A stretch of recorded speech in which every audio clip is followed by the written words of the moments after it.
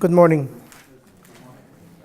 We have been, I was trying to choose the right word to describe, but the best word is a blessing. We have been blessed in many, many ways.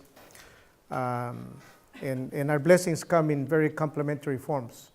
Our introduction to Biosa is probably one of the biggest blessings in my life. I've done many very good things.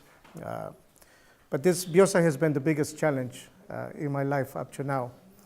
And another blessing is for us to be able to develop this product almost, I say, from the ground up, because I remember when we first started, I asked Biosa Denmark, please send me the protocols of applications for bananas. And they say, well, no, we don't have any. Coffee, well, send me coffee. I mean, no, we don't have any. So.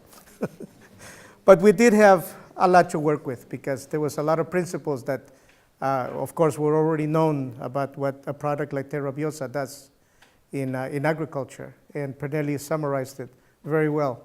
Actually, that was a big chunk of my presentation, or actually a very good introduction. So I have a lot to cover, because this is the culmination of really 4 years of very hard work, a lot in research. And in talking to Sanjay throughout the last couple of days has been really interesting, because Sanjay brings an experience that I told him I wish we had at the beginning, many, many years of experience in developing. And anyway, in putting together this presentation, I came to realize, my God, how much we have done, but even more scary is how much we still have to learn. So we get started. Maybe just go to the next one. This is our territory. This is where we operate. This is what we know as the CAFTA region. And CAFTA means the Central American Free Trade Agreement. And it's an agreement with this area. This is not part of our territory. But very much everything that we do relates to what the free trade agreement with the United States, the economic impact that it has. And of course, a lot has to do with the development in agriculture, animal production, maybe not so much in human health, but perhaps it will somehow. But we are based in Costa Rica. Panama is part of our territory for the industrial part. Ana Maria and Adriana have it for the human health. But Nicaragua, Honduras, El Salvador, Guatemala, and the Dominican Republic, and you kind of wonder why the Dominican Republic out here, and it's part of our territory, is because economically, the Dominican Republic is part of the Central American bloc. Not politically, but economically it is. So CAFTA, the Dominican Republic, forms part of CAFTA. The region is interesting only because Costa Rica is one of the most developed countries in the area, Panama also. And the rest of the countries, El Salvador, Honduras, Guatemala, and also the Dominican Republic, are really very merging economies. And so we have a lot of development in Costa Rica that we can work with.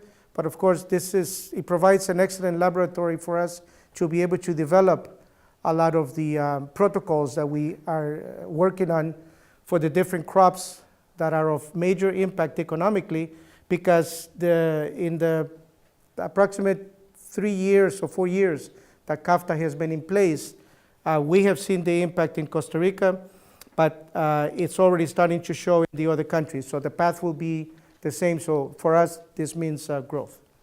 Okay. I wanted to, the bulk of my presentation is our business profile, how we've developed our business. And the idea is that perhaps there may be some parallels in our, how we've developed the business. Some of the choices that we made, which perhaps could be useful to a lot of you, and perhaps they already exist maybe in some of your operations. This is a profile of, I broke it down by different types of business opportunities as we see it. This is the areas of production in agriculture in the region. As you see, they are quite extensive. Again, Sanja works with areas that are very extensive. India is a continent in itself. But within Central America, we have 550,000 hectares of sugarcane. We have 135,000 hectares of banana, 936 planted hectares of coffee, 67,000 of pineapple. Kind of interesting because out of the 67,000, 45,000 are in Costa Rica. So that just kind of gives you an idea of maybe some of the diversity here. 22,000 hectares of melon and approximately 93,000 hectares of vegetables. In the animal production, which is, as you see later on in the presentation, this is where we're going now after spending 4 years of developing in agriculture. But in animal production, I did not, unfortunately, I did not have time to put together figures, how many broiler chickens are in Central America, I don't know, but it runs into several million for sure. But it goes from hog production to poultry, tilapia and shrimp. I don't know if most of you know what tilapia is. You must know it in India, no? Tilapia? No, tilapia is it's a fish. Yeah, it's farm bred. It's very low on fat, very high in nutrition, proteins. It's an excellent fish. And China is the biggest producer of tilapia, but Central America is very big. Of course, beef cattle and dairy production, dairy cows. In the environmental side, which is another area that we are already starting to work, by far Costa Rica is the leader, being the most developed industrial-wise. The development comes in the form of existing legislation that has been developed and now actually starting to be enforced. So this creates the pressure from the industries to start not just throwing water into the rivers, being untreated. So it has started a very good push for us to and later on you'll see we have some very good clients in our list. Again, the rest of the region, very little legislation in place right now, but watching what is happening in Costa Rica tells us we can forecast almost very well what is going to happen in the rest of the region. So again, our work in Costa Rica is strictly developmental because the bulk of the business is going to be in the rest of the region. In human health, and I really enjoyed some of the presentations that have been made yesterday. I didn't think that I would find it so interesting because not that we have no interest in human health, but because the need is so great in agriculture, we chose that path from the beginning of our development. But it is a population of 50 million inhabitants, economically emerging. They acquire more and more buying power, and of course, if somehow there's a relationship between buying power and stomach problems. I don't know why. I think they drink more, I don't know. But anyway, we are very excited about the possibilities of what this area, and it's very promising. Later on, I'll share some stories with you. I think you were talking about Terra Biosa being such a wonderful product. So oftentimes when we start in farms, the first people we feed Terra Biosa is the workers. And that's how, and of course, they do a lot of drinking on the weekends, so they all have, right, stomach problems. And when we come back the next time, they go, oh, this stuff is fantastic, my stomach never felt better. They don't know what it's like to have a good digestive tract until they taste Terra Biosa. Okay. I'll show you a little bit about our production facilities. We have, I must explain this number because we do have capacities for 60,000 liters. This doesn't mean, of course, that we produce this. And I'll explain to you later what this is. We do have very well-trained personnel in our activation processes and bottling procedures. We have food traceability and quality controls in place. We have the University of Costa Rica, the microbiological department helps us a lot with this. We use their laboratories for quality control. everything we do, of course, we've learned from Biosa Denmark, and we've implemented it almost 100%, and it does pay off. We have in-house technical support in the areas of agriculture, animal production, and water treatment. And again, here we're blessed. You think, well, we have all these technicians sitting there. It's one person, but he's Christian is very young. I think all of you have met Christian, right? Christian Nunez. And Christian Nunez now works for us, still not full time, but I'd say about half time. And he gives me full support in all these areas, and he's very knowledgeable in all of these areas. Okay. This is our facilities, and I'm very proud of these facilities because they work. And yet, this is basically not really an industrial heating tank. I mean, it is very big. It's got capacity, each one for 400 liters. We have preheating systems here in order for the water, when it goes into the heating unit, it's already like at approximately 40 degrees. We heat water up to 70 degrees. And this is only so that we can work with the molasses that is very thick. So this is our water treatment plant. Our building is virtually within the city of San Jose. We're about 5 minutes from the center of the city. So we don't have well water. We depend on the municipality's water system, of course, which is full of chlorine. Depending on how good the man who applies the chlorine is the amount of chlorine that you have. Sometimes you might not have any, or sometimes he might just say, oh, let me just get this over with, and just throws several sacks of chlorine, and then. So this technology that you see here is our filtering system. This is a very high capacity aquarium filter that you can buy at any aquarium shop. It has Phelps filters and activated carbon. This unit here is our ultraviolet filter that kills any pathogens that may be present in the water or may fall into the water.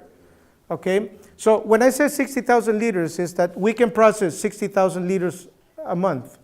Okay, and this would be the biggest commodity that we would have to process.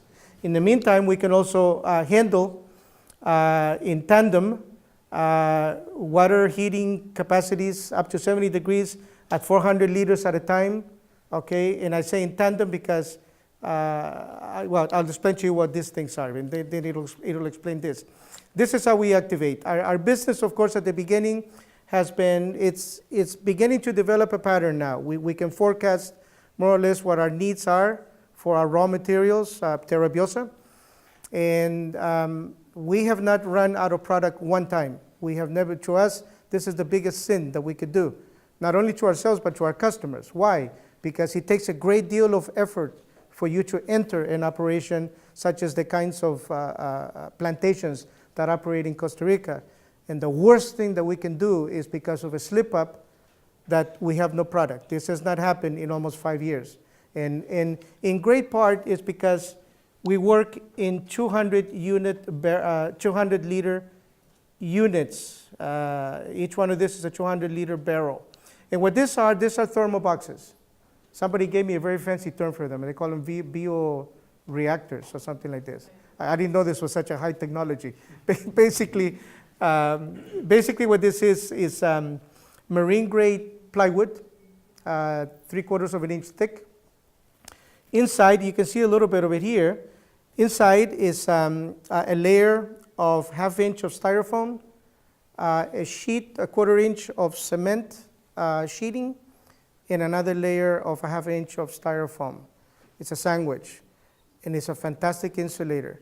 We start the process at 38 degrees, and in 5 days, we may lose maybe 8 degrees. Because you have a fantastic conditions, heating, natural. Not always though, not always. As I was sitting last night at I don't know, some restaurant over here in town, this is almost like San Jose. I mean, it's a little bit cool, it's just humid enough, and just a little bit warm. Sometimes we have extremes weather, but not generally. San Jose is very cool. So yes, it does help, of course. Yeah, I think if we were doing this in Anchorage, Alaska, it would not be. We would have to maybe start out with a little bit more higher temperatures. But anyway, what this does, is this allows us to make our production this big whenever we need to and make it this big. So we always try to keep our product in the most stable condition under which we receive it, and that is as we receive it from Denmark. We have several practices that we've been taught by Eric and by the rest of the staff, by Monica and Lennis and everybody that has worked with us. And we practice something when the product comes into our building, in the pallet, where that pallet goes, we don't touch it, we don't move it. That's its home until that pallet is finished. We don't disturb the microorganisms. So the biggest thing that you do with a microorganism is to activate it. And so we only activate with a system of JIT, just in time. And it works the same way down the distribution chain.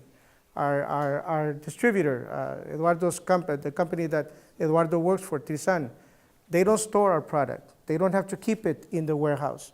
Oftentimes when the truck comes to pick up product, it goes directly to the plantation.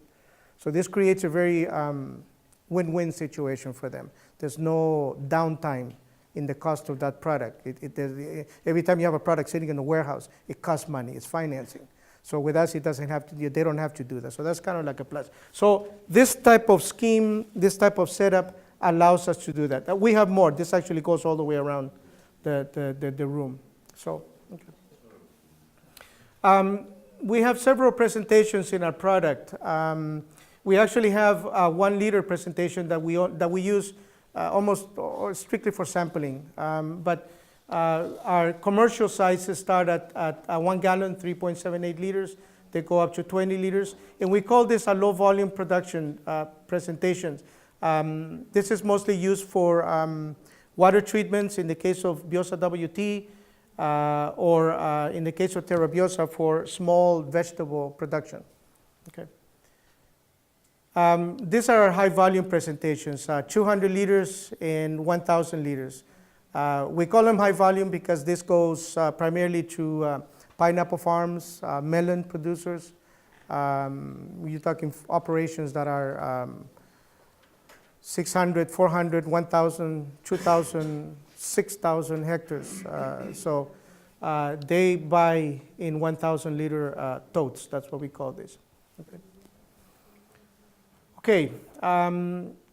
The strategic alliance, commercial and product development. I call this another one of our blessings because we managed to form an alliance with a company, with a group that is known as Grupo Trisan. Oftentimes in Latin America we have groups, grupos we call them, grupos. So this one is called Grupo Trisan. And basically it's a group of companies. In this particular case, it's a group of companies owned by one family, the Trinsler family. In, like consortium? Like a consortium. Agreement, yes? Yes, yes. That's very good. Thank you. That's a very good way to put it. Yeah, it is a consortium. In this particular case, this consortium of companies is owned by one family.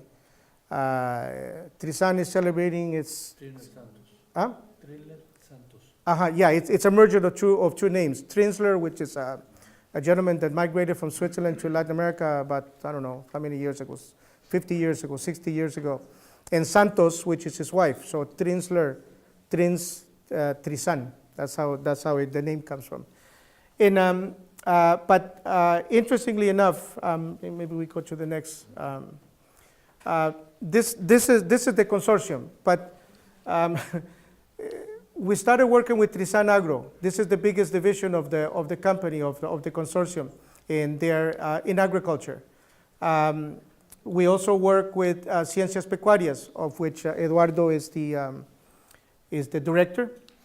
And then we also work with bioengineering. Bioengineering is just that. It's a bio company. They deal with anything from the design of water treatment plants to supplying products for things like water treatments, waste management.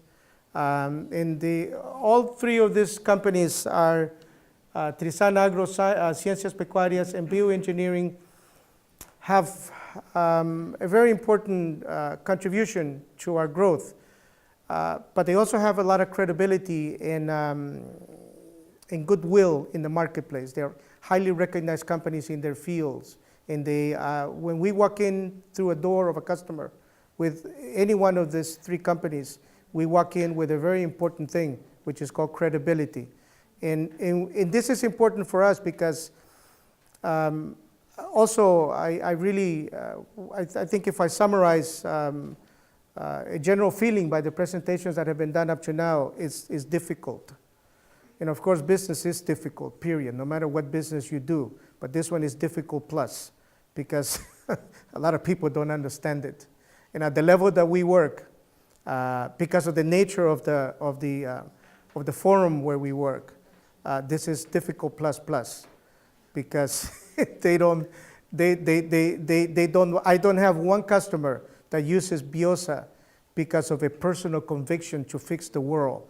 They use Biosa because they have to, because the European markets are saying to them, we want you to produce more balanced, more ecologically friendly. We cannot have we do have issues of traceability. We don't want traces of bactericides or any pesticide in the products that you sell in our markets. So this is where it comes from. But it's very important for us to walk in with a very credible company that gives backing to the concept. So this is what Trisan Group does. Very fast, La Quinza is their own in-house laboratory. It is a very, very big laboratory. Agrimax is their finance service company. They provide financing for farmers for their products. Trisan Food and Tech is just that. They service the food industry. Lacua is all water production. Lacua is actually now part of Ciencias Pecuarias. Agroagil is their distribution arm in Panama. Bodeguita is a company that recycles electronic materials, discarded electronic goods. And Trelex, I think Trelex ya no existe, no? Okay, yeah, Trelex has been incorporated to Trisan Agro. Trelex is a company basically for the to supply the golf course industry in their maintenance of their green areas, which is the entire area of a golf course. Okay. Okay, I think I'm actually very proud of this slide, but it's also very controversial. Oftentimes people say to me, what are you doing among all these chemicals? And I always say, making a difference. Here we are, okay? And these are names that everybody says, ah! But I think this is the slide of the product list of Trisan Agro. But I made the decision to include it because it shows one thing. It shows commitment. This is a very daring move on their part, okay? But one of the things that I like working with the group is they have vision. And this takes vision to do this. The fact that Eduardo, the director of one of their major companies, gets on a plane with me and comes here is commitment. Because a lot of the things that Eduardo sells are contradictory to what we sell, the language we speak. But the fact that you make an effort to do this, to learn, shows commitment. And this is why the alliance is so important to us. Okay. Yes? You have noted all the companies. Do they all use the Terra Biosa? The three that I spoke about are the ones that the ones that we are developing programs with. But interestingly enough, I don't know who I was talking to, but Eric. And Eric was telling me a little bit about Bode's work in Germany. Of course, he's told me this almost ever since I met him. And I always wanted to go to Germany, and I don't know why we've never done it, but next time I go to Germany, I will make sure that I will not fly to Dusseldorf and drink beer. I'll fly to Frankfurt and visit you and drink beer in Frankfurt. I hear they have good beer. But because Bodeguita recycles electronic components. And we were talking about how these metals are being, so there could be other possibilities with other companies. Yes. But these are the three: agro, environment, and animal production are the three areas that we work with. Okay. Okay, these are the major points of the alliance, and I think I probably spoke about some of them already. Credibility in the marketplace, the potential for industrial sales levels, professional sales team, agronomists, veterinary doctors, biotechnicians, a fleet of sales vehicles and delivery vehicles. I think we were talking about Nepal, that there may be some similarities. We're a very mountainous country. Sometimes I wonder, this is crazy. Eric and Pernelli in Ili have experienced this. Sometimes sometimes I have to go to meetings with maybe some of the salespeople. The other day I had to have breakfast because it was the only way that we could meet with the sales manager for the pineapple division. And I drove 2 hours to go have breakfast for 2 hours, and then drove back another 2 hours to be back in my office. This is for one meeting. It's when on Saturday when I landed in Denmark. It was actually the first time I actually landed on a plane in Denmark, because every time we come to Denmark, we come through Germany driving, and my God, it's flat. I'm not used to that, you know. Costa Rica is like this. So, we have also, through Trisan, an internal research and development department. This has been the biggest asset and the biggest contribution that in what has made us grow and be able to learn some of the things that we've accomplished. A professional marketing team, and it's also an alliance with a group of companies doing business in the Biosa target markets. These are the three companies mainly that we're working with. Okay. Product brand registrations, Biosa Central America. This is our registrations. Okay. In agriculture, we have Biosa composter, which is an imported raw material. I have a surprise for you. The certificates that we got for this, we're actually going to use them not as raw material. We're registering this product right now as we speak. All of this, I must say, we've accomplished with the help of Ili. Okay, and his knowledge of where all the consular corps is in Copenhagen, right? In Sweden, some of them know. Terra Biosa is a biological. This is the categories under which they have been registered. Terra Biosa is a biological soil improver. We have a product called Phyto Biosa, which is for basically plant health. And I'll explain this a little bit. Protect Biosa for foliar protection, and then Garden Biosa is basically a combination of everything: soil improver, plant health, foliar protector, and it's for home garden use. We already have these registrations in place. Now, this does not mean that we are selling it commercially at this level, but the first step is to register it and get that done. What we sell right now is, of course, Terra Biosa as a biological soil improver. And then maybe we go to the next slide. And then in animal production, we already have Animal Biosa as imported raw material, already registered. We have Animal Biosa. We call it Animal Biosa Plus because you cannot commercialize a product under its imported raw name. Okay, so we had to call it Animal Biosa Plus, which is already registered as an animal food supplement to take care of the digestive tract of the animal. We have Eco Biosa as an environmental control product for odor control predominantly. And we have Pet Biosa as a pet food supplement for their food. The asterisk in these two products means that this is based on the formulation of Animal Biosa. Eco Biosa is Terra Biosa. So everything that you saw before in agriculture that does not have the asterisk is Terra Biosa. Okay, next. For aqua production, for shrimp and tilapia, we have Aquapack, Terra Biosa, and Bioreco, which of course is not Terra Biosa. We all know Bioreco. On the environmental side, we have Biosa WT, which is for low volume treatments, small treatment plants, water, and Biosa WT Plus, which is for high volume treatments for municipal sewage systems and so on. This is a brand new product that we just recently got registration. And basically what this is again, Terra Biosa, and this is on a second activation. This is for applications that go into the thousands of liters. So economically it has to fit. It would not fit with one activation. It couldn't.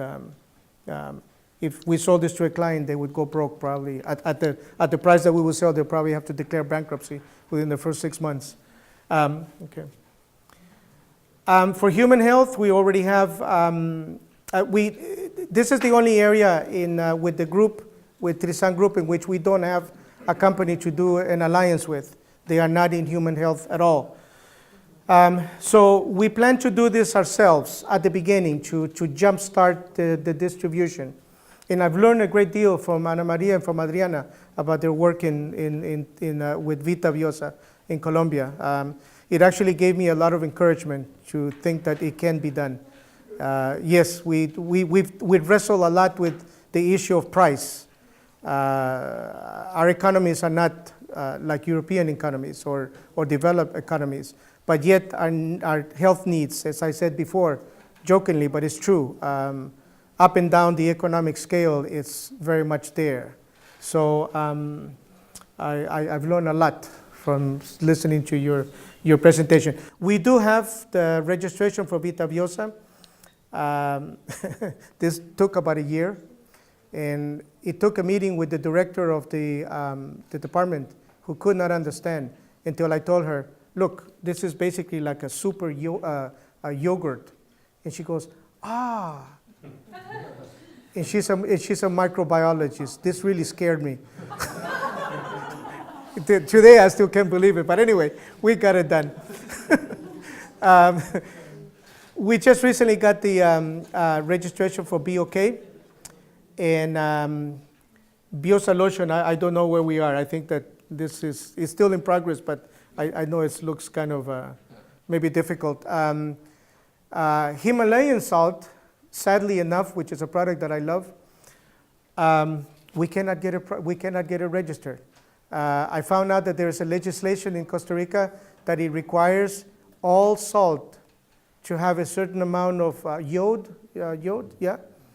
And Biosa and Himalayan salt does not have it. So it does not comply with the legislation, even though it's healthier than the one that is registered. So talk about contradictions. You should add some seaweed to it. Huh? Add some seaweed to it. Oh, can I invite you down to explain to them? Sometimes these agencies, if it's good, they say, no, we can't register it like that. No, I don't know. I think that, I think it is a very narrow market for us anyway. I was trying to get it registered really for my own purposes because I love the salt. I mean, that's Himalayan salt. The rest of the salt, no. Anyway, okay. Okay, now we go into a little bit more detail about our work with these three companies and what we've done. And we start with agricultural development with Trisan Agro. So as we go, the logo down here will change. So this will, in case this will say who it is that we're doing the development with the three companies, okay? So, okay. In agricultural development, one of the first things that we did, which again, it may sound a little contradictory because we work with totally conventional agriculture, is to get an authorization from BCS OKU in Germany, an internationally recognized organic certifier. Of course, products are not certified, they are authorized. We're in our third year with this authorization. Why? Why do we need an organic authorization if we go into a bunch of ecologically wreckers, pineapple producers? Because this gives credibility to our product. It gives it more organic credibility. And for them, this has become important. So for us, it's important to have this. This, again, three years we've had this, and we'll renew this. Our current certificate is valid until February 29th, 2012. This is when we have to renew it. Okay. Okay, our biggest market in our entry into the market was pineapple. Okay, 45,000 hectares of pineapple, average size of a large farm, 1,000 hectares. The Principality of Monaco is 400. So it's almost 3 Monacos in one farm. And there's dozens and dozens and dozens of farms of this size. Where is pineapple sold? The European market, Italy, Great Britain, Belgium.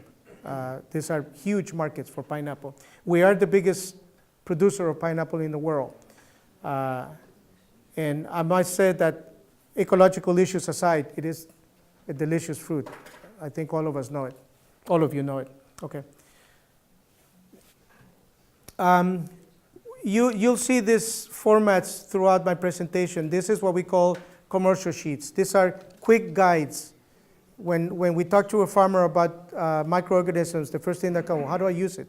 How many times? What do I do with it? How do I keep it? Well, this is a quick guide. We tell them recommended technical use of Terra Biosa. In this case, is for the cultivation of pineapple. The ribe is when the plant is actually destroyed after the harvest. In pineapple, there's one main harvest, but oftentimes there's a second harvest. And after that, then the plant is destroyed. And later on, I'll explain to you a little bit more. This is actually application on the plant, on the plantation. And then Pernille was talking a little bit about seedling development. I don't know what you called it. Yeah. In pineapple, the seeds are actually drawn from the plant. The seedlings are cut from the plant. And then we're now to the point that the farmers are treating those seedlings very much like you were doing with the cuttings. Yeah. They do this, they soak them in biosa and then they plant them. And I'll explain to you, well, you explained it very well actually, why the benefits. Mainly it's because then the seedling brings their own environment of microbiological life, boom, into the soil with them. So, okay. This is really our first entry point into the pineapple market. It's a fly. This is what allows us to go into this very difficult industry to get into. We call this the pineapple cattle barn fly cattle cycle. Okay. Most areas, especially in the northern part of the country that are now planted with pineapple, at one time or another were grazing lands for cattle. And even though a lot of these lands have been developed into pineapple farms, there's still a lot of cattle operations around. And whenever there's cattle, this is worldwide, or horses, there's what we call barn flies. The scientific name is Tamoxis calcitrans. It looks very much like a housefly, except I'll show you the difference. These are traps, and actually these traps are set not to catch all the flies because it would be impossible. They are in the billions, but this is to measure what the population is and what actions they have to take. As you can see, I didn't hire these models. This is at a farm next to the pineapple farm. And we can go to the next slide. I couldn't really get a good sample of flies. It was very difficult for me to stick them to this with this guy. But no, I didn't do this. They're actually lying.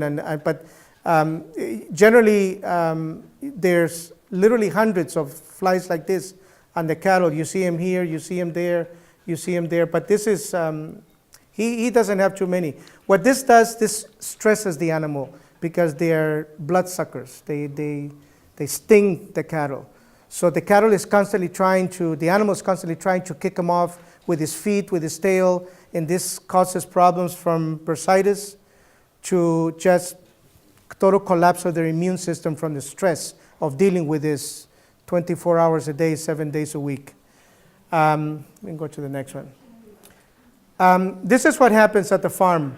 The fly, the untreated organic material after the post-harvest is in the neighborhood of 200 tons per hectare.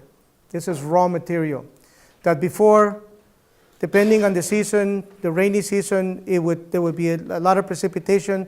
This material would decompose, would rot, basically. And this type of condition there's a high it's oxidation, and this is of course fertile ground for the fly that comes from the areas around the farm that are in control amounts, let's say, because they always exist where there's animals. But when you have these huge farm operations with all of this material decomposing, rotting, it's fertile ground for the flies to come in and reproduce in biblical numbers. And they don't need pineapple waste material. They don't feed on this. They feed on blood. And they go back and feed on the cattle and jump on the cattle. So it's a total disbalance of nature. Someone mentioned before that, I don't know, I think it was today or Pernelli, about being an antioxidant, Biosa, and it's an excellent antioxidant because flies don't prosper in this environment. And so we break the cycle. This is how we enter the pineapple market. This is how we did it, due to a fly. This is actually material. These are larvas. You can go to the next one. This is in the pupa stage. And here's our friendly barnfly. Very much like a housefly, except for this stinger here. Okay, this is how they suck the blood from the cattle. Okay. This is a very typical. We call this a boom. I don't know, what do they call this in India? This just rotates the biomass. No, this is a water tank. This is where the mix of whatever you're applying is made. In a pineapple farm, this will be about maybe starting at about 2,000 liters. The real big ones are 25,000 liters of product. Called mechanical sprayers. We call them booms. Okay. Yeah, mechanical sprayer. Okay. These are like wings. They are generally about 25, 30 meters long on either side. And this is actually the treated material. This is being treated with Terra Biosa. Does this remind you of home a little bit? Oh, yes, it does. Yeah. That's all of Costa Rica right there. Nothing but one big mountain. Okay. This is what the material looks like after approximately 3 weeks. Okay. It's interesting because it's not that the pineapple farmers adapt to how long it takes Biosa to decompose this material. No. We had to do this in the window of time that the production program calls for. This is the window. We have to do it in 3 weeks. If we do it in 4 weeks, it's no good. It doesn't work. They kick us out. And it works. It works very well, okay? Which is the second phase. We started with the fly, but then we proved to them that we could actually control the fly and treat the material within the time window, and we've done it. And there it is, okay? Okay. One last thing, but it's okay, you don't have to change. One last thing that I'll add when it comes to pineapple, and this is the change with Biosa compost. Everything that we've done so far and everything that we do, we just jump on windows of opportunity. Sometimes the windows are not very attractive because it means a major shift in the market. 2 weeks ago, the market in the price of pineapple fell drastically. And this will have a great economic impact. We forecast what is going to happen. The sensitivity of costs in most of these farms, that level will go sky high, okay? So we had to make an executive decision that we needed to bring the cost of our product down, and we needed to make it more effective by being able to increase the dosage. Right now, that boom that you saw there applies, they can use 1 or 2 protocols. They can apply, make 2 10-liter applications per hectare or 1 15-liter application per hectare. They need to increase this. And they need to increase this in order to be able to have more control of the fly and be able to break down the material even more. You saw the material was very dry, it was very dehydrated, but it needs to decompose actually totally. Economically, it has not fit. In other words, to go beyond. So there's a factor here that controls the amount of product that is being applied. And it's not necessarily a factor that has to do with the most effective way of using the product. It has to do with the most effective way in which it will fit economically. So Biosa Composter, which is being registered right now under emergency, actually on Friday when I was getting ready, my whole day was involved in coordinating and preparing all the documents so that Christian could start working on this on Monday, yesterday. Biosa Composter is a product that we're going to start selling strictly to the pineapple industry. In a minimum 1,000 liter presentation, it's a second activation. It will have an impact on the price, but it will have an even bigger impact in its effectiveness because they'll be able to apply more, okay? We're anticipating the sensitivity of price, and so we're going to take the action. We could have done this from the beginning, but the market fell, and we got to meet the need. We cannot afford to have them say, we can no longer afford your product. The objectives on melon are very clear. Melon, if pineapple is damaging to the environment, melon is damaging to the environment and to the people that work in the plantations, primarily because of this product, this methyl bromide. It's a highly toxic herbicide, but it's the only thing that works in the mentality of the melon farmers because melon grows literally a half a centimeter to a centimeter a day, okay? So it's a very short season. It's only about 6 months, and it's very, very intense. Everything about melon is intense. And when the plantations are being prepared, after the season, everything is left, boom, to grow like wild. So when the first planting takes place, they use an agent like this to just knock down everything and kill it. And of course, along the way, they kill also some of their workers. I mean, it's really sad. So one of the first objectives was to be able to displace this and also to improve the rhizosphere conditioning, establishing a beneficial microorganism population, and suppressing pathogenic agents that may be present. Again, because of this land being left basically on its own for about 6 months out of the year. Development of a healthy root system in the plant, and improvement of the quality and yield in fruit production. Okay. This is the results of our first test, and I'm very proud of these numbers.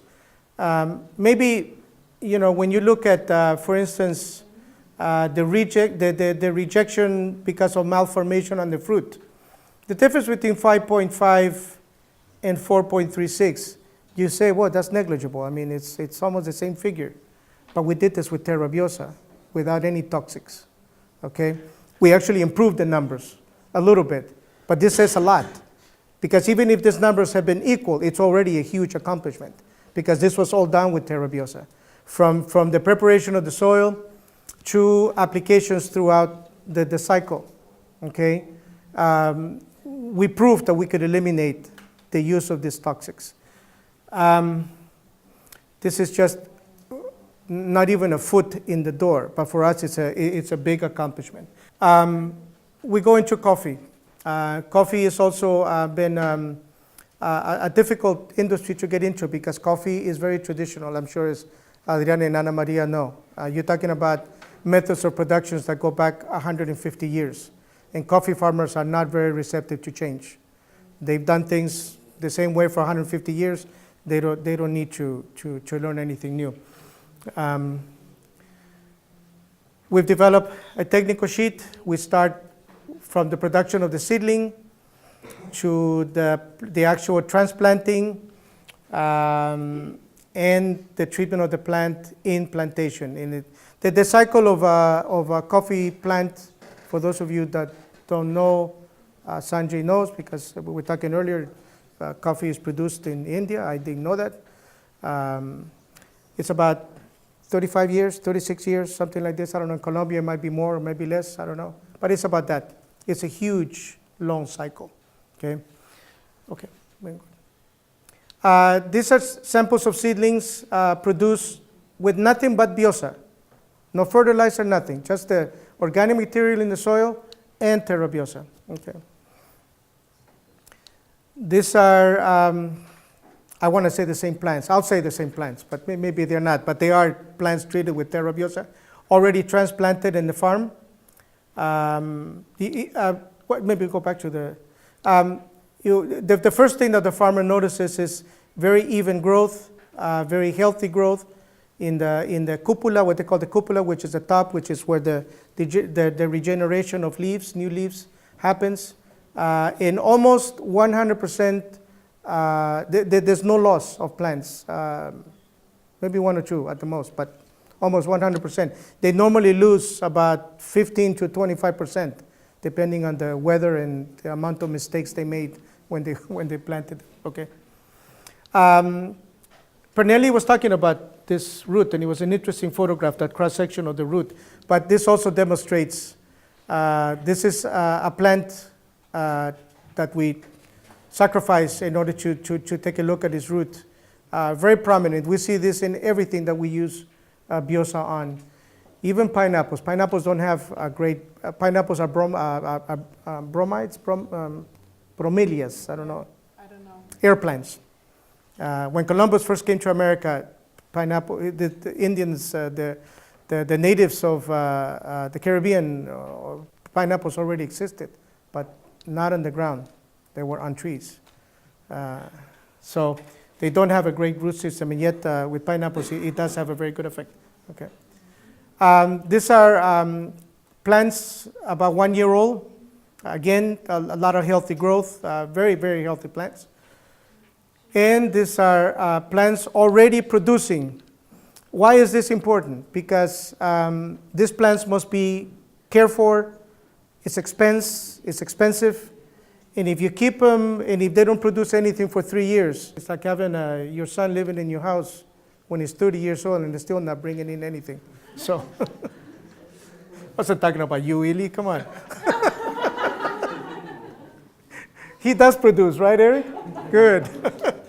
No, I don't. So these are plants at 2 years old. In this area of where this plantation is, plants will start producing about 2.5 to 3 years. So if this holds true, they're gaining 6 months of production, 6 months to 1 year, just strictly on Terra Biosa. Besides the fact that it's throughout its cycle, it's just going to be a much better plant, much better prepared. Okay. The phytosanitary protection with Biosa. This is at a farm in Dota, which is Pernelli, and all of you have been there. It's part of the package. We have, I don't know if you can see it in this picture, but we have something that they do not have in Colombia. We call it ojo de gallo. It's a fungus infection. It's very prominent in Central America. This last year, it was about 20% of the crop was lost because of this pathogen. It's a spore that travels, actually it's on the ground. And it lives on the ground, and when the first rains comes, the drops that fall on leaves makes the spore jump. And it jumps on the first, I mean, it's like a mechanical reaction. As the leaf falls, as the water drop falls, the leaf moves, the spore jumps, or it's pushed up to the first leaves, and then it starts propagating itself. It attacks the leaf, kills it, and it takes away the shade. And when you take away the shade at the time when the bean is developing, it gets too much sun, and then it doesn't develop correctly. So this is a multi-million-dollar problem. Where I want to say that we're treating, that we're controlling it, and we are, but we still have a lot of ways to go now to develop this, and we're working very hard on this. Okay. The treatment of coffee peels, we have a very comprehensive program established already. This is actually coffee peels being treated with Biosa, and I'll show you in the next slide. This is a very typical installation, 1,000-liter tank where the mixture is done with water and Biosa, 1/4 horsepower pump. And there's also what we call the endless screw in the mill. The waste material, which is the peels, are actually pulled out of the mill on a screw system that runs like on a gutter like this, and the material goes along on the screw and then actually is emptied on a cart like it was on the last slide. We build applicators along the way, maybe 1 meter, 2 meters long. We calibrate the nozzles so that we spray the right amount of biosa according to the volume that is going through the canal. And so we get 100% coverage on the material. This is very important when you're composting this type of material. And then within the matter of, it's a very high fiber material. It's very difficult to decompose. If you leave it by itself, it'll just stay for years. But we can decompose this material inside of about 6 to 8 weeks. It's decomposed enough to where you can throw it on the fields, and the tanning agents are already evaporated and so forth. So, okay. Typical coffee bean compost. This is an operation that actually uses this material and puts it back in the soil. Okay. Banana. Banana is our newest project. I've told you about the difficulties of entering some of these productions. Banana is incredible. It's like trying to rob Fort Knox, where all the gold is kept in America, or used to be. Why? Because we have some, what did I say, 95,000 hectares, I think, of banana. Most of it is run by transnationals, 2 companies, Dole and Del Monte.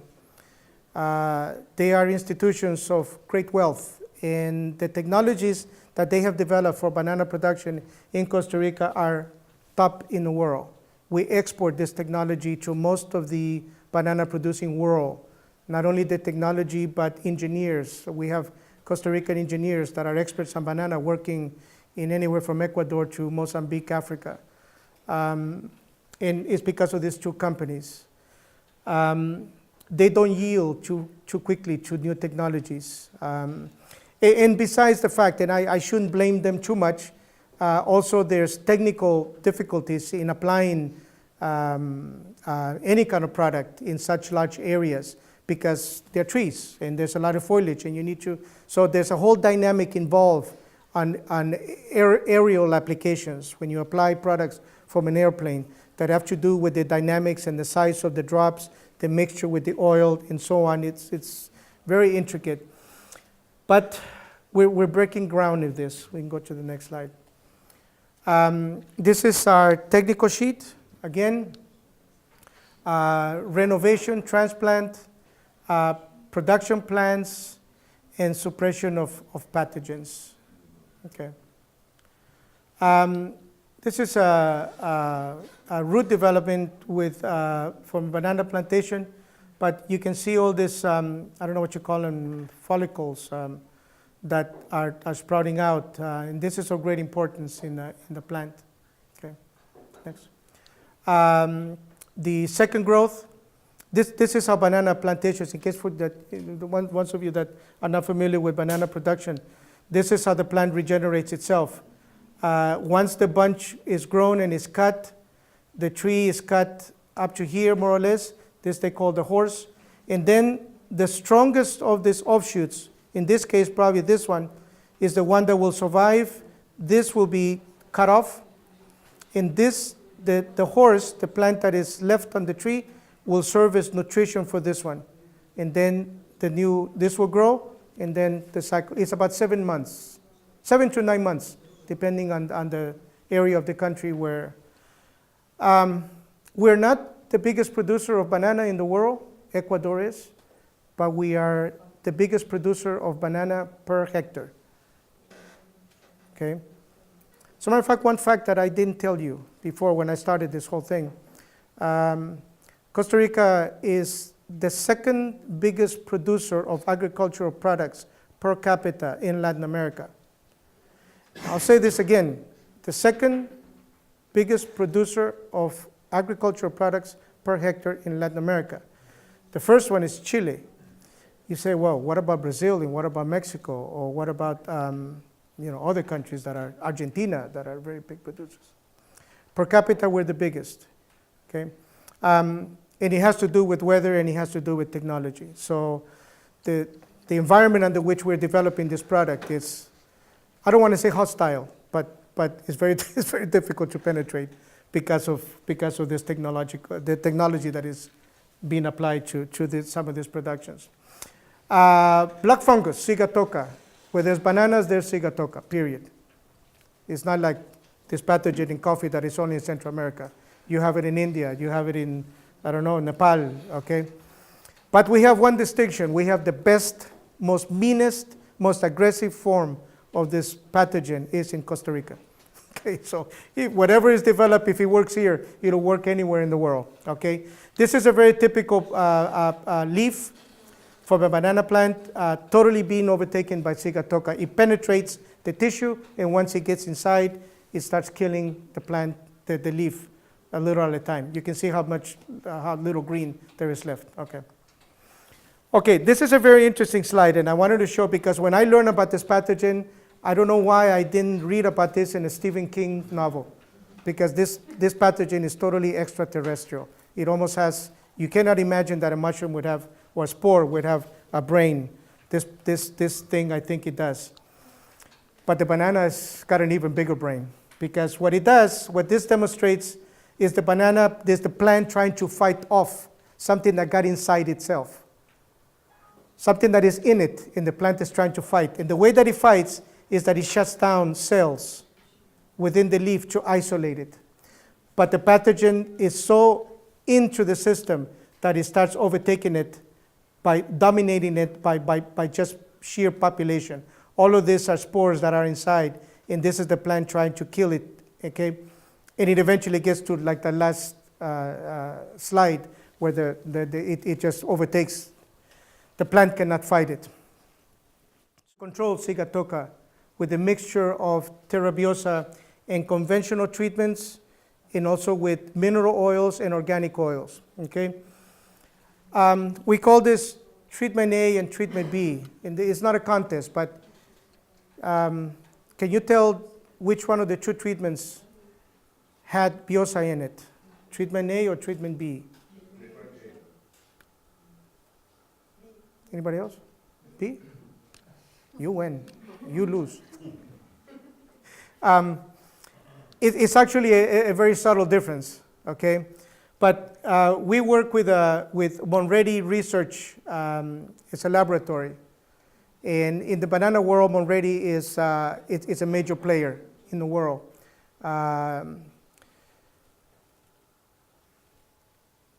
They don't get excited. They are researchers. They work for multi-million-dollar companies, pharmaceuticals, agro companies. They're totally cold-blooded researchers. They don't feel passion for anything. Okay? I hate these people. But I've learned to love them because I get excited about everything that I do. If I do it, I'm going to get excited. And this man always challenges me, the head of this company, except when he saw this. And he came to me and he says, I want you to look at this. And he did this to me. He showed me these two slides.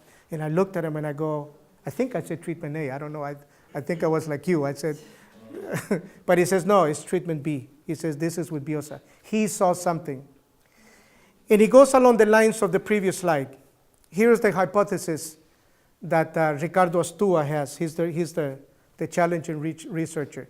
He actually got excited when he saw this, when he compared these pictures. He says, my hypothesis is that this plant uses so much energy to fight off this pathogen, to try to kill it.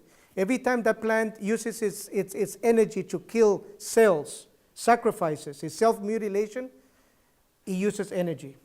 And it starts getting weak, and it starts getting weak. And as it gets weak, it gets to be a very expensive plant because you got to save it. You got to treat it.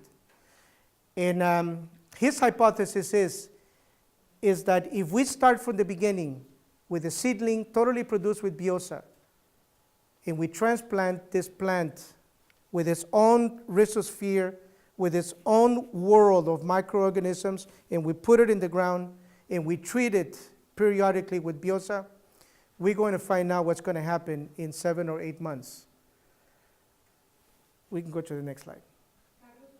So the first test that we did for Sigatoka was inconclusive, and I'm being generous to myself. It actually didn't prove that it worked.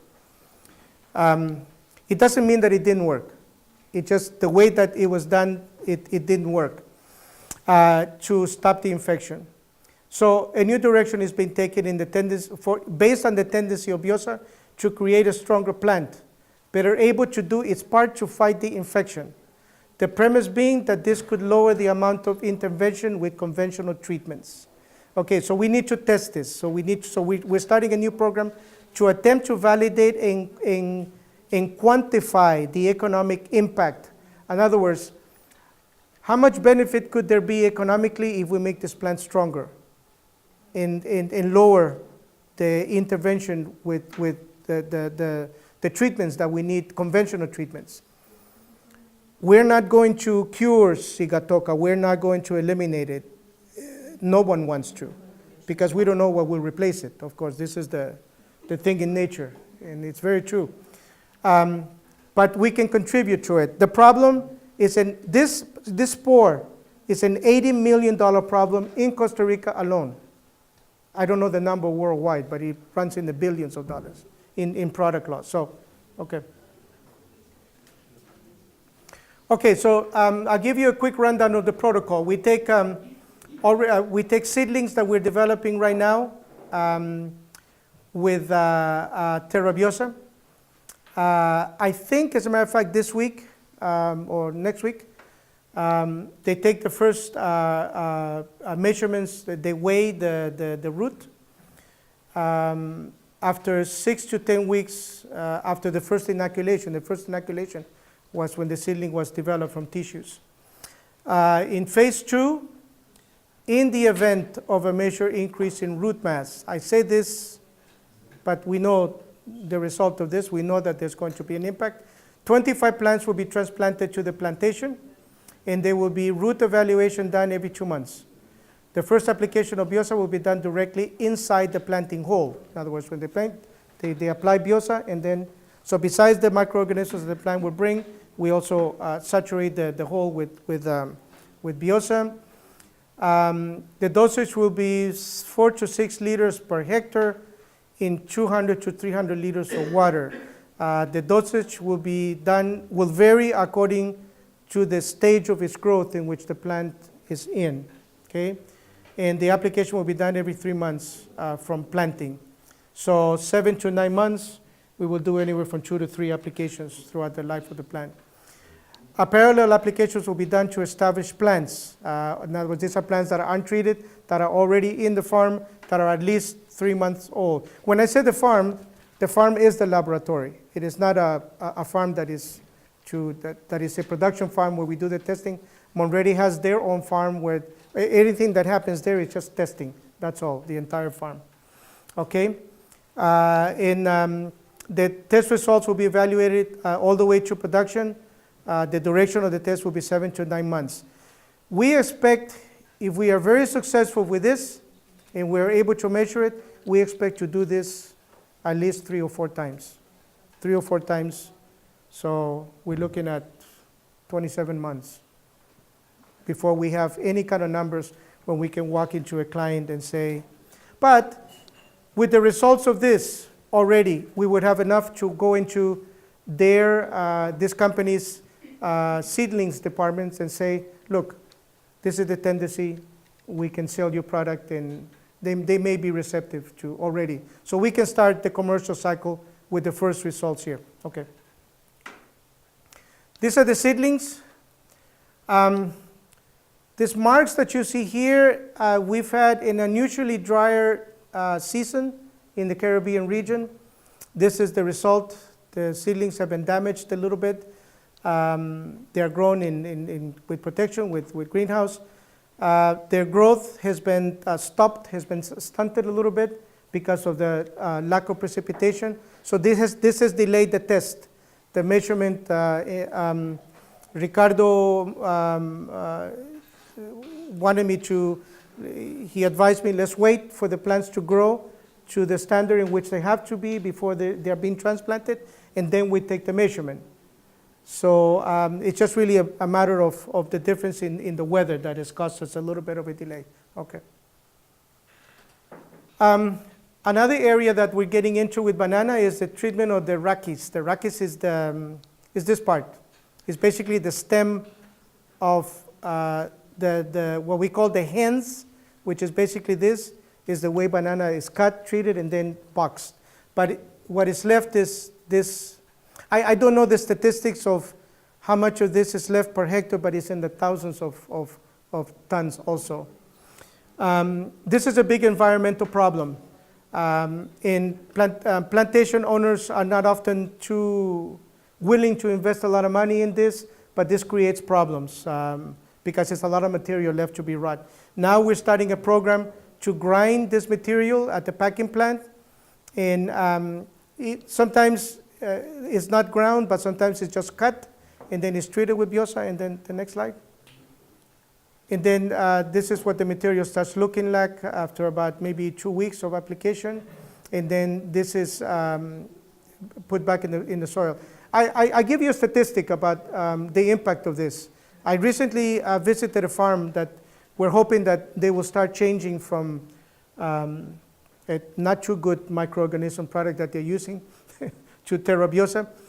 But for the last 5 or 6 years, this plantation has been using this material, and plus all the material that they get from fruit processing plants, like pineapple peels and all kinds of different things. They have an area of about 2,000 square meters on the roof, and they do their own composting. It's about 400 hectare farm, and for the past 6 years, they've been doing this and decomposing this material with microorganisms and putting it in the soil. They've been doing this for 5 years and improving their soil. I asked the production manager, what was your production last year? He said, we produced, and he got a big smile on his face. He says, we produced 3,400 cases per hectare last year. And he said, he got an even bigger smile. He says, and our neighbor, which is just literally across the street, it's a plantation owned by Del Monte. They don't practice this. He says their production last year was 1,200 cases. Okay? So it just makes sense. It just makes sense. Interestingly enough, I was just during this tour visiting several plantations, several companies, many of them owned by Dole in Del Monte. I did not hear from any plantation manager, our profits are dropping, we need to improve yields. All I heard is, we need to cut down costs, we need to cut down costs, we need to cut down costs. This was telling me I cannot buy your product. And I got to zip it up. I cannot put the argument at this moment until we get our program fully started, that this is the answer. You need to produce 3,400 cases per hectare. You need to maximize your production. You need to produce more in the same space, not less. And by cutting down costs, you're going to produce actually even less, probably. So this is an interesting window of opportunity that is opening up. Okay, vegetable production. Most of vegetable production in Costa Rica is for self-consumption, but yet there's a lot of desire for them to use this. I want to talk a little bit about this development of something that we just recently discovered with a Colombian product. It's a silicate product. But this is a combination of Llanero Seo, which is a silica-based fertilizer, and together with Biosa. Recently, they did some tests to find out, basically, can we produce more potatoes per hectare with Terra Biosa? Well, it wasn't quite the way I wanted to look at it, because I look at it, how much more stronger plant, how much less intervention we need to do on a plantation with Terra Biosa, more than how many more potatoes can we produce. But I wanted to look at this. And the one combination of product that actually produced more potatoes was this one.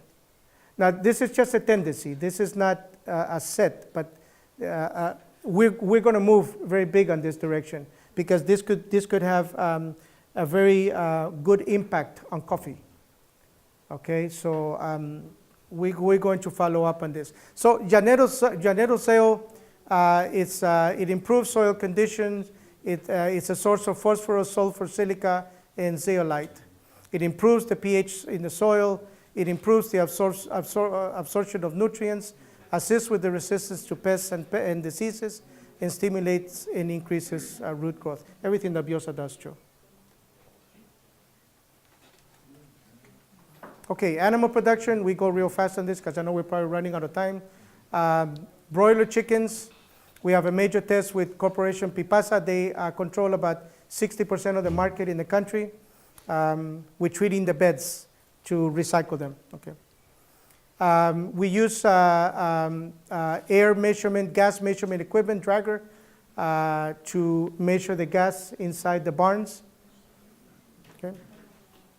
Tilapia and shrimp, bottom treatments for the lakes. These are things that we're developing now with Eduardo, okay. This is a test that we're going to start. This is just, I just used this to illustrate what we're going to do. We're not doing this yet, but we're going to start to do this testing in actually basically big aquarium. This is tilapias, okay. This is BioReco, the aerator. BioReco, we're hoping, will play a very important role in this. And the biggest tilapia producer, Aqua Corporación, which has operations from Chile all the way to Honduras, and they are testing. We are right now testing the machine in our building. We're having some problems with the motor, but we're hoping that we've solved them. Okay. I apologize for this picture, but but yeah, dairy is something that we will be developing with Eduardo. Okay. Hog farms is actually the most important reason why Eduardo is sitting with us in Denmark, and with the help of Hans, who graciously has volunteered his time to help with the translation, so that the translation of our technical visits on Thursday will go from Danish to Spanish, and not from Danish to English to Spanish. So, okay. Environment, I'll talk real quickly about this. We're working with some very good companies. Walmart, we're starting to work with them in the treatment of in their poultry and meat processing plants. Okay. This is an interesting application at one of the Walmart plants. When the trucks leave, they leave a trail of juices, chicken juice, and right about 12 noon, that smell is very strong. They treat the road with Biosa, and there's no smell. It went away. They are like totally amazed. Yeah. Really? Walmart, can you believe it? Okay, yeah. They use it in their biodigesters to control odors. To improve the quality of the water that comes out at the end, at the discharge, okay? In their meat packing, this is at their meat packing plant. They actually bring meat in raw, and they process it into sausage and all kinds of different things. So these materials are being cleaned, actually treated with Biosa, the blood and the meat leftovers, okay? Also at their trash compactor, they use Biosa. And at their grease traps to lower the mass of grease in the, okay. Unilever is using Terra Biosa right now to treat their, Biosa WT actually, to treat their solids separator, okay. In their biodigester too. This is kind of an interesting thing how they do to demonstrate the cleanliness of the water. This is the newest water coming out of the system. This is the oldest. So they put fish in here, tilapia, and then they move to this water, and then they move the fish to that water. So it's kind of interesting how they do it, Unilever, okay? I ran out of battery in my camera when I was visiting the plant, but I had to find this in internet. This is I don't know what anybody knows what this is. This is a press this is the last process of the sludge, okay? They actually compact it, they press it, they dehydrate it totally, and then at this stage, this sludge material can be thrown in a landfill. It's okay, it will decompose. But it takes several days for the truck to come to pick this up. So while they're waiting for the truck to come, they treat those, they're like big pancakes. They treat them with Terra Biosa, okay. Kraft Foods They have a big problem with their filamentous bacteria contamination. We're just learning about this. Next slide. This is what the filamentous bacteria has an impact on the slush. It makes it very fluffy and very hard to handle. Okay, this is what the slush looks like when it's contaminated with this filamentous bacteria, which has to be in the system, but not in an unproportionate population. Okay, human health. I think we can jump this. We already talked about this a little bit. Don't need. Yeah. Okay. I couldn't help but to add a little drama to this presentation. I couldn't just talk about it. I had to do some shock treatment here. We call this our pet project, okay? And one of our businesses in Costa Rica, although I dedicate, I was telling Sandra, I dedicate about 75% of this in this business. But what feeds us and what keeps us living in somewhat of a comfortable lifestyle is our publishing business. It's another love that we have. And the publishing business grew out of our love for animals, predominantly dogs. So we call this our pet project because we've saved, I think, hundreds of dogs. We can go to the next slide. Sarcoptic mange. Eduardo is a veterinary doctor, and I think we all, you don't see dogs in this, you do in Colombia, yes, this happens a lot. I don't think there's a dog in Denmark that suffers from this. But in the tropics, there's a lot of them. We can go to the next slide, really. This is the same dog after 4 months, treated with Terra Biosa. Okay, totally cured, inside and outside. In other words, he took Biosa, he was treated, the skin disease was treated. It's a mite spore that creates the skin disease. But that's the dog, that's Laika. Okay. And that's Yoshi. These are just samples of hundreds of dogs at 2 months old. And next slide. That's Yoshi. Okay. This is why we love this product. This is what it does to a plant, except here it's illustrated very, very graphically. So, in closing, Biosa is the business of healing in every single way that I can think of. I think all of us, this is not news to any of us. We know this. I just want to take 1 second to thank Eric for the impact that he has had. And I think that if we had just met and it had nothing to do with Biosa, my life would be enriched already. And meeting Pernelli and meeting Ellie and the rest of the staff, this has been the best business that I've been involved in a very, very long time. And I thank you very much. I thank you for the opportunity to gather a group of people that we speak the same language. I'm so excited. And I'm not talking about English. I'm talking about microorganisms.